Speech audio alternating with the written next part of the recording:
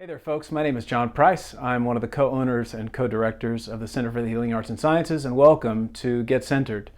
This is an idea that we had in order to help bring topics to you. These are topics that we find with folks that we work with as clinicians and practitioners who are involved in the healing arts.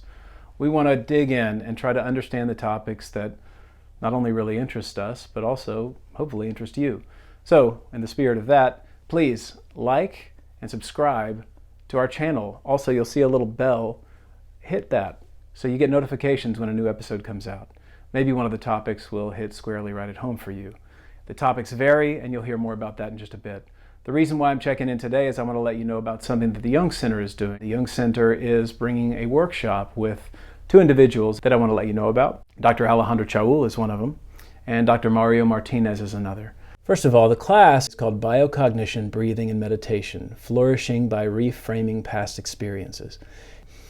The fella that Alejandro is bringing in is named Dr. Mario Martinez, and as of today, Mario Martinez will be a participant in the podcast, The Sacred Speaks, but for now, I've just been a fan of his.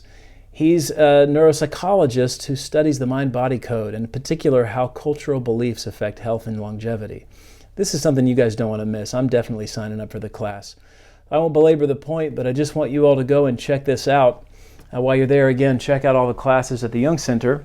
Now that we're finished talking about that, I will pass the torch over to the other co-owner and co-director of the Center for the Healing Arts and Sciences, a woman who I am lucky enough to call my wife.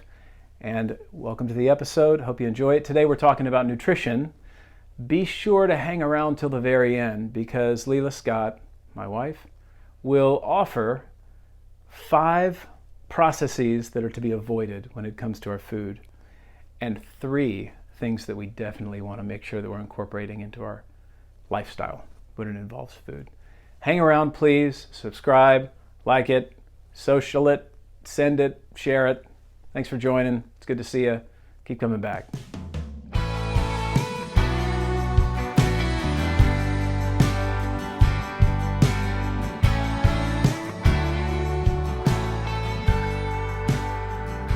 We are so glad you joined us today to Get Centered, but we have a disclaimer. Being centered really is more of an aspiration than a destination.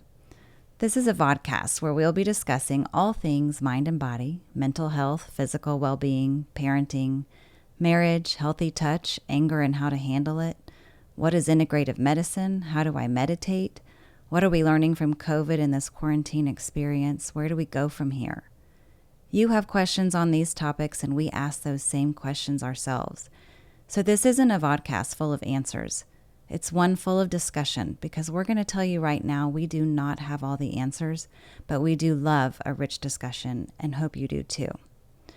We're Leila-Scott and John Price, the founders of the Center for Healing Arts and Sciences, and this vodcast is hosted by our amazing team, which is comprised of an integrative group of therapists offering individual, couples, family, depth therapy, and offers support groups for men, women, teens, young professionals, and others.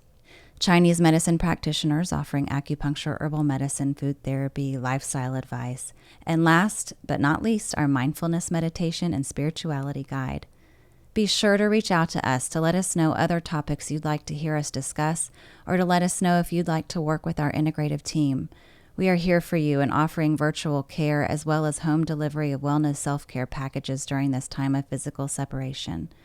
Give us a shout at 713-526-4444 and be sure to follow us on social at Center for HAS. And now, please enjoy the show. Hello, folks, and welcome back to Get Centered. This is the team at the Center for the Healing Arts and Sciences. We're excited today to jump into another topic. Welcome to you all here, and welcome to you all watching or listening. We'll get started. I'd like to first introduce Eduardo Salcedo, newest member of our team. He's a training Jungian analyst and has a lot to say on a lot of cool topics. And I'm excited to have you here, Eddie, to see where we go with your insight. Thanks, John. Thanks, everybody. Yeah, man. Okay, so today we're going to talk about nutrition, and Leila-Scott's going to take the lead here, so we'll pass the torch over to her. And we'll listen and ask questions as we go. Leila-Scott, take it away. So when we wrapped up last week, we talked about just what's coming up for people. And it seemed to be overwhelmingly that nutrition is a question. And we all know, whether we're a therapist or an acupuncturist or somebody who works with mindfulness, that what we consume matters a lot. But the good news is this doesn't have to be a complicated conversation. Where I want to start is with the notion of nutritionism versus food therapy. Because while they're both very important aspects to understanding how to eat, nutritionism is inherently reductive in understanding. And we're glad that there are people, food scientists, et cetera, who have done that reducing for us. You know, they've really separated things down to their minute components so that we can understand maybe where to get enough vitamin A out of a food item and things like that. That's important. But food therapy is more interested in the connection to life, to the whole food item, to how the food item behaves in conjunction with other food items, how it feels to eat as part of a table, your family at the table, or with friends, or in your culture. All of this matters as a whole. It connects to the seasons and nature. You know, it's not about just understanding where you can get nutrition. You know, maybe it's a smoothie, for example. A smoothie might work better for us in the summer because it's hot, but in the winter, eating a frozen smoothie might work against us. So understanding to eat with nature. There's a very deep intuitive reason we crave something like a spicy stew in the middle of winter. So that's an important piece. Nutritionism tends to be a little more general. Like, this is good for everybody no matter what, whereas food therapy is going to be more considerate of the individual person and their own constitution and what's going on with that person. But that being said, there are some basic tenets that we'll go over today that apply to most everybody. Nutritionism can tend to focus on calories, which unfortunately tends to translate to how we look. We kind of will eat for how we look.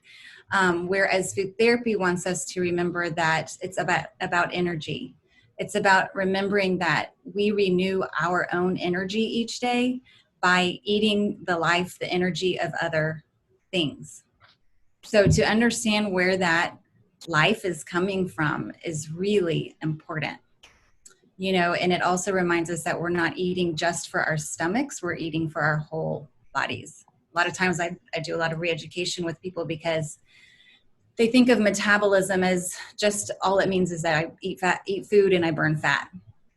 But metabolism is every metabolic reaction in your body.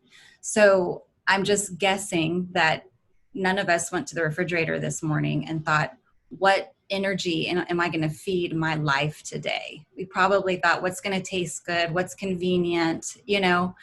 So just very basically reconnecting to the fact that to feed our own lives, we must eat life. And where that gets tricky is that marketing and food industry has changed the game. We are no longer just picking food out of the ground or cutting it off the animal and eating it as it was. It's been quite adulterated. So there's just a couple more heavy lifting pieces to reconnecting to food as energy. And one of those is to invest a little bit more in your time and interest in what is in your food. Whether that means reading a food label, you know, and noticing what's in it. It's, you know, we'll frequently mindlessly grocery shop and just pull things off the shelf, and who knows what's in that food. And marketers, well-meaning as they might be, have been trained to make us believe that a food item is healthy that is definitely not healthy. In fact, you might have bought a loaf of bread recently that wasn't even bread. They're allowed to call it bread, even though nothing in it is bread, which is crazy, you know? So you've probably heard before the idea that if you can't pronounce the word, it probably shouldn't go in your body. You know, if it has to sound like a chemistry equation, that should make you a little bit suspicious. But also, you know, for the parents out there, just understanding what marketers are doing to your children, you know, these flavored yogurts that appear to be really a great choice. If you look at the back of those boxes or tubes or whatever they come in these days, you'd be shocked to see what is going in your child's body. And not only that, but it creates a set point for a sweet tooth that is not natural. You know, we're getting them acclimated early to sweet things. So it's about eating for how you'll feel versus how you'll look. The good news is when you eat for how you feel, chances are you're going to shed some pounds that you might not have wanted. You're going to have more energy. All the things that you wanted when you were aiming to look good are still probably going to happen. I always hesitate to make guarantees, but I can almost guarantee it, you know. The second challenge is that and this is a really wild fact, we're more microbiome than we are human. Wait, Leila-Scott, before we jump into second fact, can we stir up some questions? Yeah. Because I want to kind of expand some of these ideas, because like things like you're referencing it, taste versus health. Like it's somewhat counterintuitive a lot of times that because one would think that we crave foods that we need, that nourish us. Well, that's two parts. I mean, that ties into what I was about to say, is that what you're craving may not even be what you, John, are craving. That might be what your broken down gut flora is craving. Well, that's totally interesting. Yeah. And the other thing is the sweet piece, because, you know, when you look, years ago, I read the Sugar Blues, and of course I was learning about how there's a whole entire study of economics and politics that goes into why we have why sugar is so ubiquitous in our foods. And of course it starts with we get addicted to it. So there are opportunistic folks that exploit that addiction. But can you help us understand, you know, why we crave sweetness and why that then is exploited by others? Yeah, absolutely. So evolutionarily, when we had to work for every calorie we got, if we came across something sweet or something fatty or something salty, we're programmed to eat as much of that as possible, because we don't know the next time it's going to come across our paths. We're also programmed to rest when we need to rest, which is why we always fight the couch potato version of ourselves, because the old version of the human who was moving to make everything in their world happen, the real heavy lifting, they had to pay attention to when it was time to rest and respond. So it's another place to really be self-compassionate, because when you're craving things that are sweet, you know, of course, the marketers, the food industry, they know this. They know it's highly addictive. There's a lot of people who think that sugar should be a controlled substance. You know, I'd have to do some fact checking, but I've heard before that sugar is just one molecule different than heroin, you know? So it's powerful, very powerful. And that's being capitalized upon big time. But to have that self-compassion that when it's hard to get off the couch and move your body, that comes from a very old part of yourself, you know? And if you're wanting something, that donut looks so good, you know, of course it does. I guess then the other thing that I think parents maybe struggle with is that what is up with kids struggling to eat green things? That's also evolutionary, because anything sweet is inherently not likely to be poisonous, whereas something bitter could also end up being poisonous. So that distrust comes from also a very old part of ourselves. But that's where starting early comes in, building that trust early. You know, when I was making baby food, I made sure it had parsley on top and cilantro on top, and there was avocado there. And, you know, I didn't want there ever to be a time where all of a sudden that was part of a plate and they're going, well, why is that here now? I don't trust it, you know? So introducing Thai food, Indian food, Mexican food, all of it very, very early. All you have to do is puree it. Nothing is off limits for, you know, a newly eating child. But their palates early. Would it be a good idea? I mean, you know, you work with clients with fertility to even incorporate that, you know, while you're pregnant too. Because I mean, like, a lot of parents are like, you know, my kids, they hate textures. They don't really like, you know, exploring. They're just going to go towards the fridge, get that Go-Gurt, get that like snack pack or whatever else. And they're just kind of like, you know, we try to stay consistent, but it's not there. They don't want to try it because it just doesn't do it for them. So then how do you get them back on track with, hey, let's dive into It does. It does start in utero. You know, what mom eats really can affect. Apparently, they do get exposure to flavors and seasonings, and definitely to the microbiome. That's a piece that comes in too. So yes, when they're born, expose them early. But to understand that we're more microbiome than we are human, it will really motivate you to get connected with what you're eating, because what you're eating is either going to be destroying that gut flora or building it up. And, you know, what we know now about the gut flora is that, of course, the gut mood connection, you know, so the relationship to how you feel emotionally, we know it connects very much to how you feel physically. And then, of course, mentally, how clearly you think, whether or not you have brain fog. And before we jump into microbiome, because that's the second point, right? And let me get this thread, because there's something about, oh yeah, I was curious why when you were pregnant, you craved pineapples and pickle juice. I know, right? Well, I mean, to be nutritionism for a second, the bromelain, which is at the heart of pineapple, is anti-inflammatory. Of course, there's a very, very high natural sugar content. So I was probably having sugar dips as she kept getting bigger, and I was needing more energy to hold her. So I was probably looking for sugar. And then the pickled thing, I've always had a craving for pickled foods, but they are very, very good for building your good gut bacteria. Interestingly, Sufi loves pickled foods. So we'll never know, chicken or egg. Does she like those things because I ate a ton of them while she was in my belly? Or is that her own craving because she knows naturally that that's going to be good for her, you know?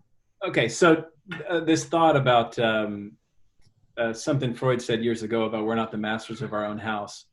It brings a certain literal twist to it as we're talking about this, because what you're saying is we've got this colony that lives inside of us that can influence, for better or worse, you know, our choices in the external world, and then that of course opens up a whole new dimension of we're not the masters of our own house. Absolutely. And there's sort of checks and balances I like to do for that. If somebody is coming out of industrialized food eating and they are having what we call like intense and glycemic index spikes and dips, which means basically that the blood sugar goes way up after something you've eaten because it wasn't probably a good choice or it wasn't balanced by fat or protein, and then it drops you down. That might be a case where you think, I just ate 20 minutes ago. Why am I hungry again? That's because you had a sugar spike and then a drop. But the check-in we can do is, are you hungry above the waist, above the diaphragm, or below the diaphragm?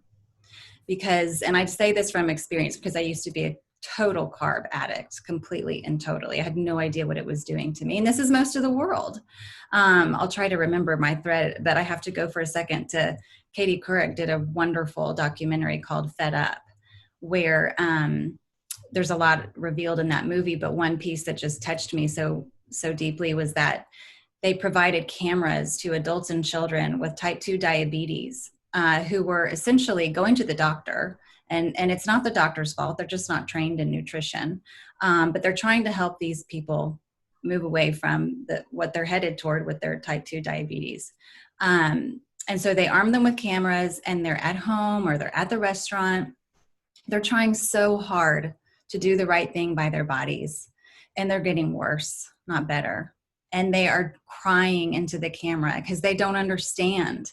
You know, no one has given them the information. It's devastating. But you'll have to help me get back to where I was. Oh, above the diaphragm eating and below. So when you're in that place where you're in that vicious cycle of eating hungry again, check in. So if you take a second, take a deep breath, feel inside your body, and see, is it a hunger pang in your stomach? If it is, this is hunger. Grab something, hopefully that was a better choice than before. That's food as you can recognize it, and we're about to get to that. But if it's not your stomach, after all, once you've checked in, if you feel something more in your heart, maybe you're eating for you're trying to fill an emotional hole. Or if it's in the brain, maybe it's a habit that's ready to be broken. So that's one way to check in when you're working against the situation of somebody else is telling me what to eat. These, billions of critters in my gut are telling me what to eat. I got to take it back. That's one way you can check in to do it. Yeah, that's like I think of immediately something Pittman McGee said years ago, which is, the white foods, right? Ice cream and breads and pastas. It's this like feeling of being mothered, I'm being kind of cared for. And so we tend to gravitate to that whenever we're anxious. Yes. Well, and that's what's so important as parents, that we don't comfort with those foods.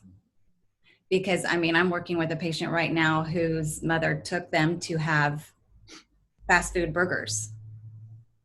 And so removing fast food burgers feels like we're taking away their blanket, right? Or the mothering aspect. So to be very cautious that as we're imparting how food is there to nourish us and can be delicious, of course, but what choices are we showing them when it's time for reward, or comforting? What do we present to them? Because we're forming those very early neural connections of what they'll choose later in life. Yeah. For me, I'm thinking about for my own journey. It's like sometimes I have to check, am I trying to get love from this food? Right? A lot, and I think a lot of us grew up that way. It seems natural, right? In terms of whether we were parented that way purposefully or not. It seems like I when I started to check in with myself, am I trying to get love out of this, or am I trying to like nourish myself? Then, within a year, I lost 10% of my body weight.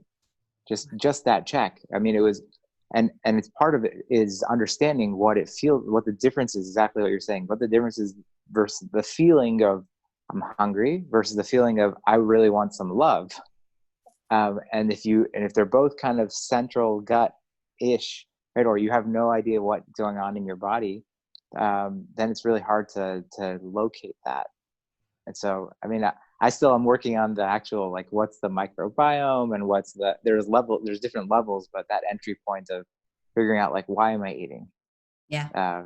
That's a really important thing that I've been working on too. And I see that shifts the whole balance. It's really important.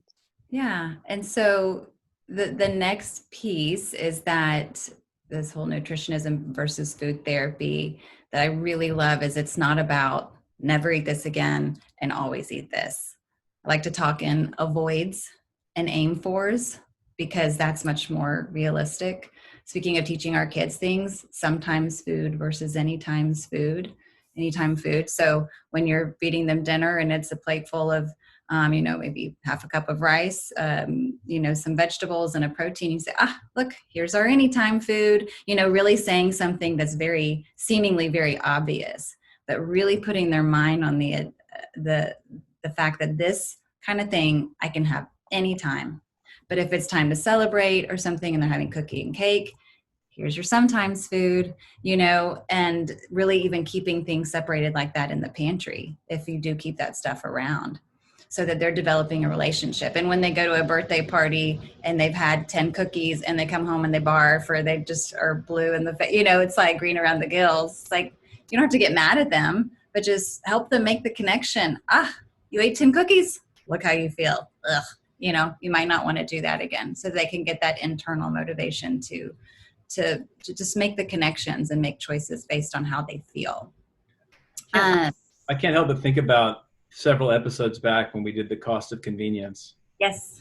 And how that's so applicable to this. Like, did you guys ever see it was like a coffee table book or an art project where they did photographs. They asked people all over the world, or maybe it was the US, to pull out everything in their pantry and their refrigerator and take a photograph of it. And you go through all the different cultures and, places and regions and all, and we're looking at the foods that we keep. It was pretty radical to see, whole foods versus processed foods. Can y'all hear the kids that are like yelling in the background? Hashtag pandemic life. Yeah, right. So so you've had this kind of, what do they say, like in the shop in the L and not the center of the grocery store, shopping. all the box stuff versus, and I think that's what we're saying, like so much of these foods have been created for taste, and it's a little more difficult to prepare, which yes, I grabbed the easy thing many times. Yeah. That it's just an interesting piece when it comes to our food, how we really do sacrifice to the gods of convenience all the time. Well, and we need to bring money into that equation as well, because of course, it's very easy for people to say, I'm on a budget, I just really can't afford that choice. Well, yes, I hear that. That's very real, but so is the cost of healthcare. Yeah. If people knew, and I don't have it in front of me, but the billions, if not trillions of dollars that are spent on food-borne disease because people are eating marketed and food industrialized things. I don't even want to call it food. We're dying, so that's another huge piece of that cost of convenience. Remember, not only are you voting with your dollars, you're telling the world what you will and won't put in your body by what you choose, but that there's an up and downstream cost involved. It really, of course, the model should be flipped. Unhealthy foods should be very expensive because of what they do to the planet, not just your body.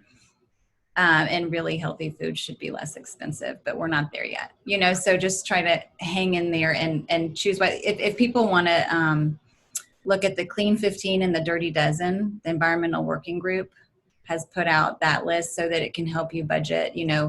I want to say, like bananas, for example, you don't need to buy them organic.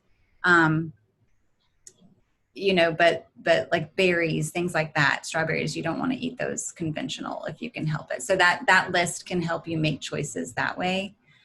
But I boiled it down to the 5 P's to avoid and the 3 P's to aim for.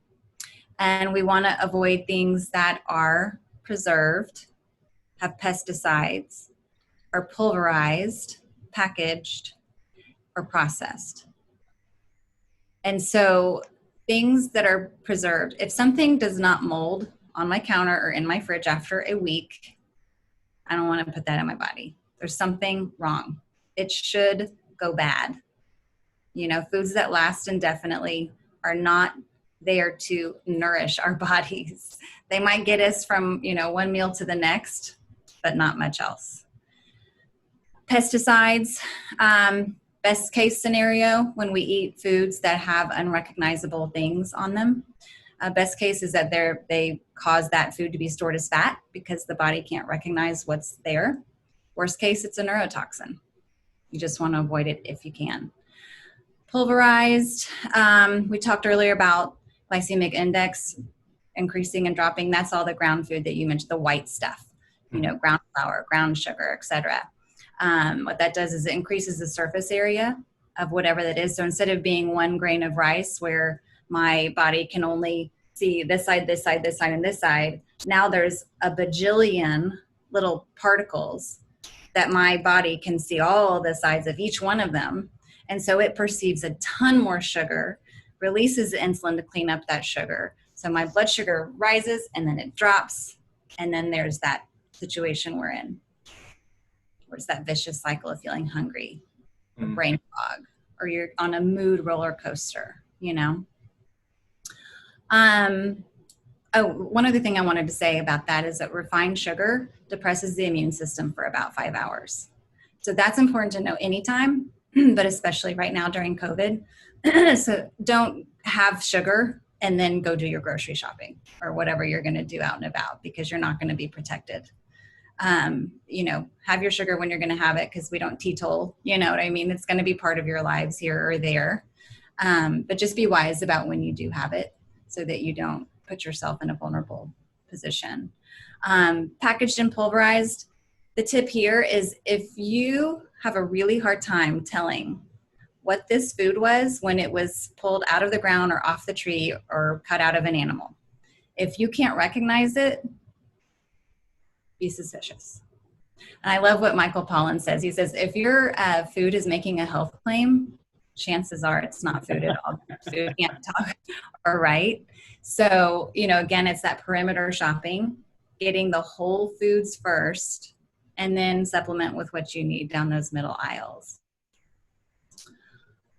Aiming for, it's plan, prepare, and perfect. And when I say perfect, I don't mean flawless. I mean it in its original sense of the word, which was whole and complete. So planning involves making a list. Not only will you be glad that you had your meal plan set out for you, but you're going to save money because you're not going to aimlessly pick things from, what do you call them, the shelves, so planning, preparing. Don't get caught hungry.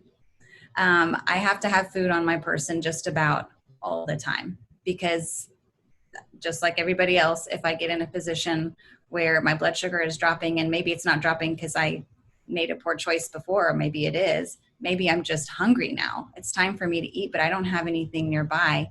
It's just nature. I'm going to human nature. I'm going to grab the closest thing or what's offered to me, whether or not it's going to be useful. So having something with you at all times that is going to nourish your body is really, really helpful. That's almost the bulk of the battle right there. And then for the perfect piece, the whole piece, eating foods that are whole. We talked about it already. If it's refined to the point that you can't recognize what it was originally, keep it to a minimum, And again, it doesn't have to be that you never eat it again. It's just maybe it's 25% of what you eat instead of 75% of what you eat. And then colorful cooked foods. Because it's so hard for each of us to remember what's in the food, whether it's vitamin A, vitamin E, vitamin C. Oh my God, I don't know. Is this a protein or a carb? I don't know. If you can eat as colorful of a meal as possible, chances are you're covered. But that's it.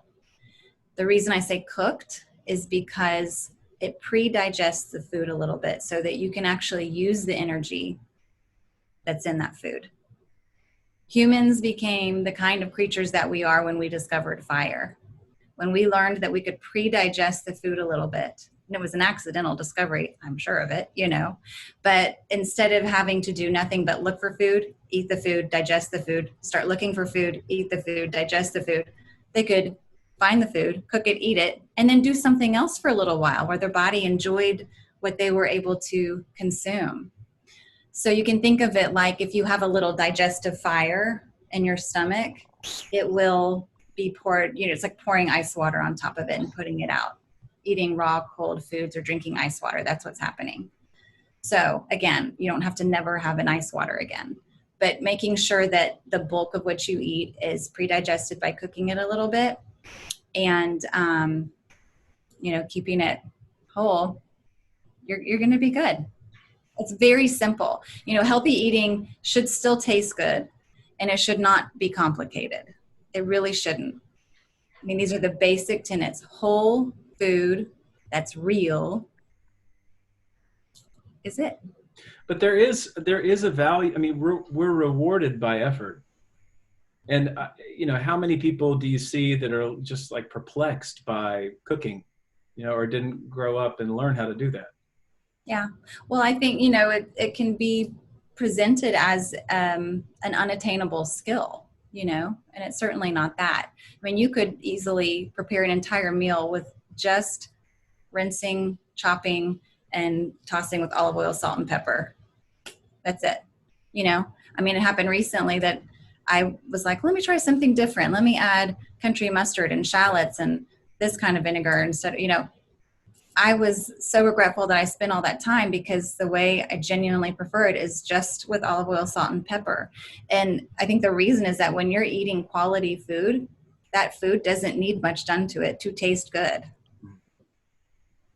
It already tastes good. You don't have to disguise it, So let the hard work be in making sure that what's in your house, what you've bought to eat for the week, is clean, real food. So what you're saying is don't shop hungry. Yeah, that too. I got to tell you though, I'm so satisfied by shopping while I'm hungry. I get into all kinds of different stuff. It's not necessarily good though. Yeah. Can you talk about pickled foods and like fermented and what's It's so the cool. guidelines are on that?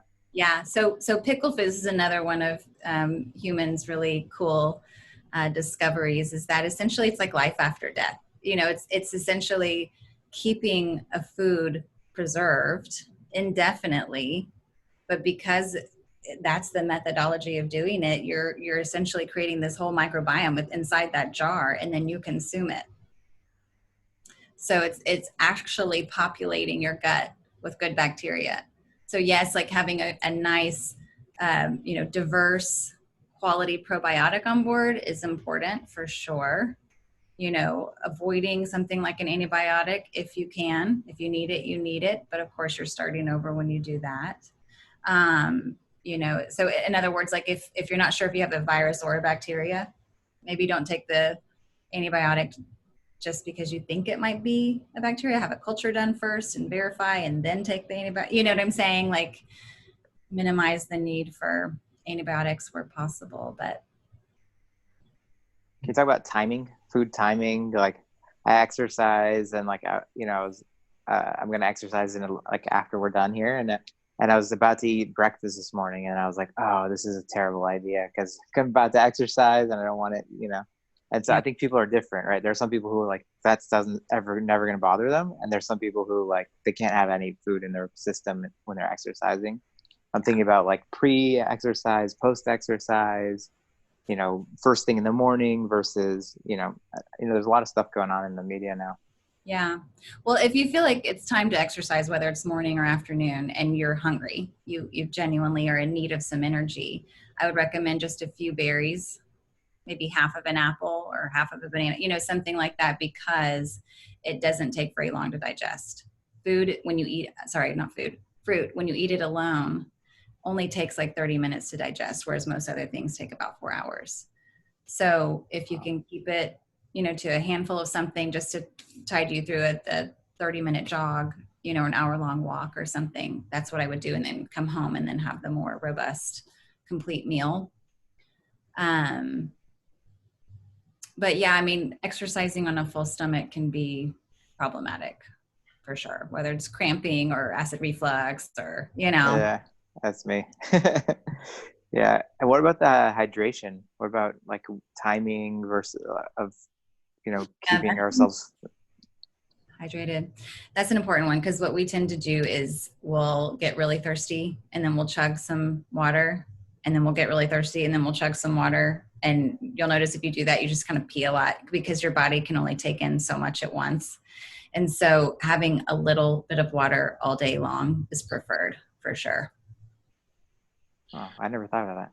That's yeah. And of course, I think a lot of people know already, but it's important to mention, some people might not know that when you're thirsty, you're already dehydrated. Huh. I'm hearing a lot of talk these days about intermittent fasting. Yeah. Yeah. What about that?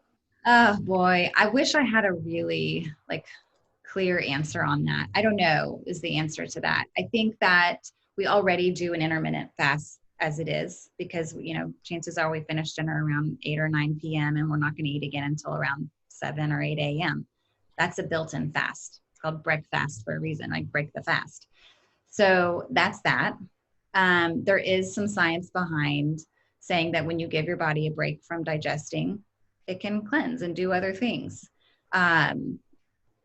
What I find with most of the fad stuff is that in moderation, short-term use, it can be useful. Like the raw diet, for example, a couple weeks, oh my gosh, you're going to feel like $1 million. A couple months, a couple years, you're going to start having some major problems. And people who are raw foodies do not like to hear that from me. But unfortunately, it's true. It can be very, very damaging to the digestive system over the long haul. So the short answer is, if it's something someone is curious about and they enter into it informed, I see too many people just splurging on the weekend and then fasting during the week. That's not going to go well over the long term. So go into it with, armed with the information behind the science. And then I would say do it short term or intermittently. You know what I'm saying? pick a 1 week a quarter or something like that, and try it that way, just to get a kind of a deep clean, and then go back to your regular eating. That's where I think I stand on that. There's something about the structures, though, that like we see all these. After any kind of exposure to food people, Michael Pollan especially, you learn that it's really simple. Like it's $1 billion business, and there's tons of literature out there, but really it's very simple. And anytime I hear whether it's vegetarianism or the raw food diet or intermittent fasting or the keto diet, whatever it is, there's a part of me that tends to think that having a structure is valuable. So you're not just kind of living out impulses and eating whatever you want based upon these little microbiomes that are inside of us directing traffic, but that we actually have kind of a myth or a story or a means of operating. And that is something that's very valuable, because we're attending to ourselves with intentionality as opposed to just being impulsive and doing whatever we want. Yeah.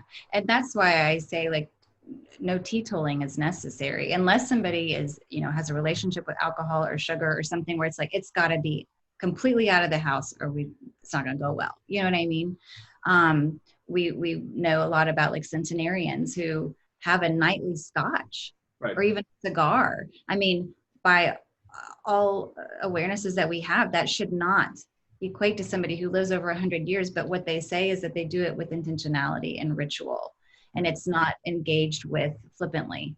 They're not throwing back the scotch and not aware that they're drinking that scotch. They're tasting every little sip. They're hearing the ice clink in their glass, So whether it's your 3 meals a day, saying thanks over the meals, taking 3 breaths before you start eating to make sure, that's another piece. Making sure your nervous system is calm when you eat. It's called rest and digest for a reason. We too often eat when we're in a sympathetic nervous system state, and then our bodies literally cannot do anything. And you'll notice, if you're in a stress state and you eat and your food just kind of is getting squished up in there, and then it just doesn't do anything for you. It doesn't have that pleasant experience like when you're calm when you eat. We've got to start wrapping it up, and I'm wondering, Leila-Scott, you want to kind of final thoughts, and then we can all do the same? I mean, no, all I would say is please don't be overwhelmed. Don't think you have to change everything in a day. This is about small evolutions, little wins, remembering that when the change feels hard, that change is supposed to feel hard. You're not failing, and just stick with it. Find support. If you're somebody who's stuck in a pattern of eating that is not serving you, doing it alone is really, really challenging. So find support for sure. Cool. Eddie, you got any final thoughts? This topic is very overwhelming for me. We've talked about, things from the chemical side of it to the psychological, to the bio, social, spiritual. And the idea of just simplifying is what I'm thinking about. And those 3 Ps that you talked about, Leila-Scott, I think would be a good starting point for me. And it was prepare, plan, perfect. Mm-hmm. And then, like you said, just having compassion for the process. It's not about being perfect. It's about making those incremental steps. And then the last thing I was thinking about is we talked about all those various kinds of diets. And the idea of being on a diet, if you're on a diet, then eventually you will be off the diet. Yeah. And it's about making lifestyle changes, which is difficult. And it's difficult in nutrition. It's difficult in all the other areas of our life. So, as a Jungian, it's about being conscious of our lives. And I think especially in nutrition, being conscious of what we're putting in our bodies, but also having compassion for our time constraints, our energy constraints, our all of those constraints, and just doing the best we can. It's Absolutely. a good topic. Yeah, and the only thing I would say to that is that it's hard until it's not hard anymore. You know, because once the change has been made, your body that microbiome that you do want takes over, and it's harder to eat the donut than to not eat the donut. Believe it or not. I know it seems hard to imagine, but when that, you clean, that donut always calls. well, me too. Me too. John can tell you it's like my kryptonite. Donut for sure is my kryptonite, and a Bex Prime chocolate milkshake. It's not just a donut, Scott. It's a Shipley's donut. Oh, thank you. That's very important. Yeah, I can say no to other donuts. Shipley's donut, forget it. I'm having one. But I might have half of one. You know what I mean? Because it's just like, oh God, that flavor. Speaking of childhood memories, you know. But anyway, I just wanted to say it gets easier. Yeah. I like that at least there's some hope around like shifting the momentum. Like it may be a lot of work to get it to shift it, but then hopefully at some point it'll kind of take over at a certain point. I think the same is true with the meditation, the mindfulness, right?